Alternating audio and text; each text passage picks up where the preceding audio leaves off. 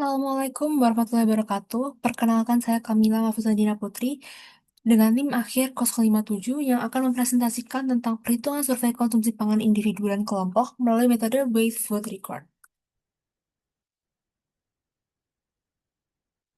Untuk latar belakangnya sendiri, survei konsumsi pangan merupakan metode penting untuk mengetahui pola konsumsi pangan dan minuman, baik individu maupun kelompok.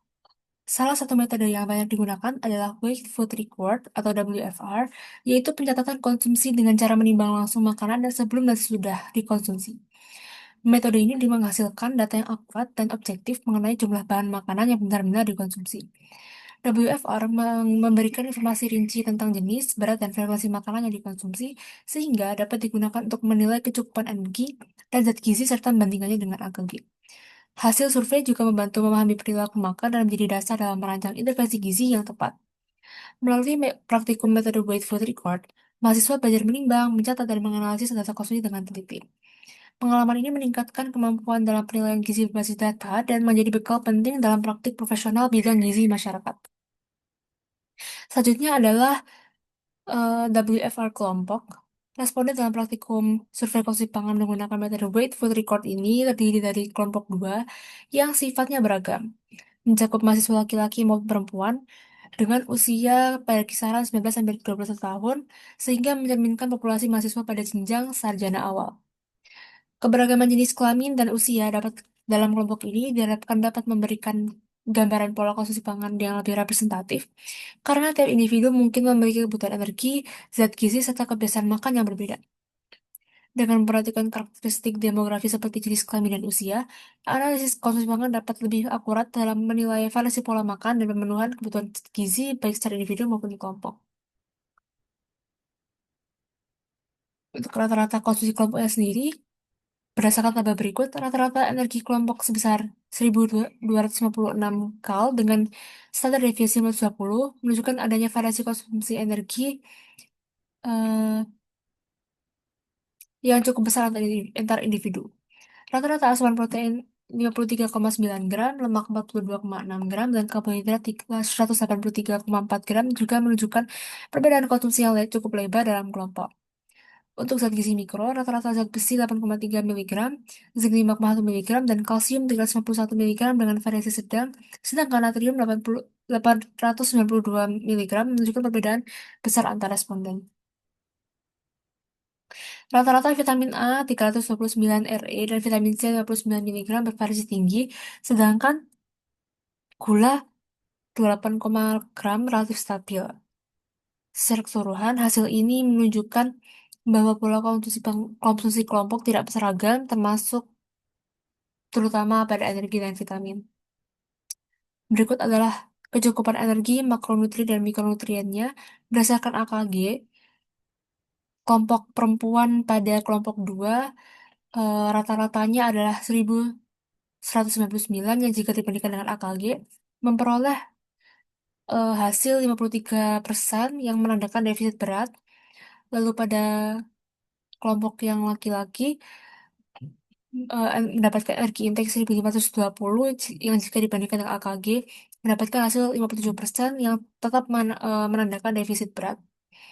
Untuk makronutriennya sendiri, AKG persen yang didapatkan oleh perempuan, rata-rata perempuan adalah 65,81 untuk karbohidrat, untuk protein 57%, dan untuk lemak 82% yang menandakan bahwa ketiga makronutrien tersebut kurang.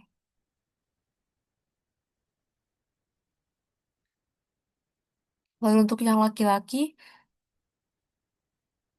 pada karbohidrat mendapatkan 41%, protein mendapatkan 91%, dan lemak mendapatkan 82% yang menandakan bahwa hanya protein saja yang cukup memenuhi gitu.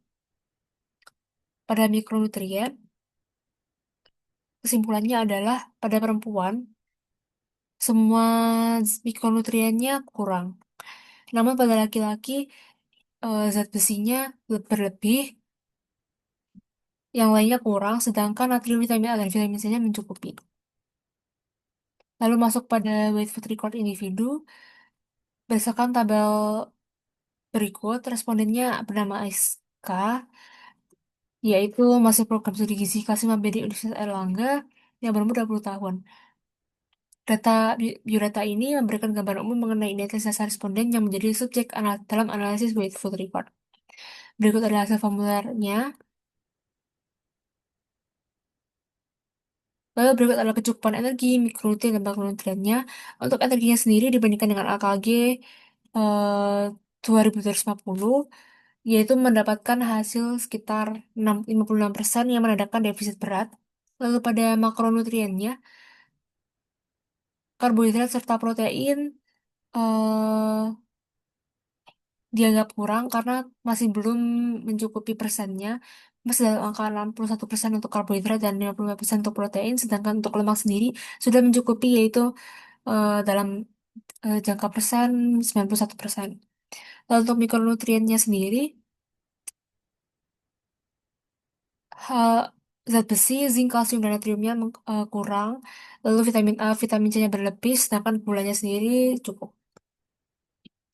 Kesimpulannya, berdasarkan hasil pengamatan konsumsi pangan menggunakan metode Weight Food Record, baik pada tingkat kelompok maupun individu, dapat disimpulkan bahwa konsumsi pangan responden menunjukkan variasi yang cukup besar antar individu dengan kecenderungan defisit energi dan ketidakseimbangan asupan zat gizi. Pada WFR kelompok, rata-rata energi yang diperoleh sebesar 1.256 kalori dengan asupan protein 53,9 gram, lemak 42,6 gram, dan karbohidrat 183,4 gram.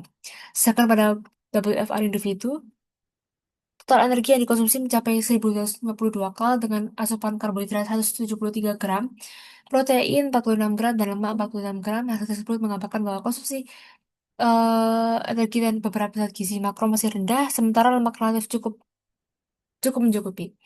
Untuk zat gizi mikro, baik kelompok maupun individu menunjukkan asupan zat besi, zinc, dan kalsium yang masih rendah, sedangkan vitamin A dan C cenderung tinggi.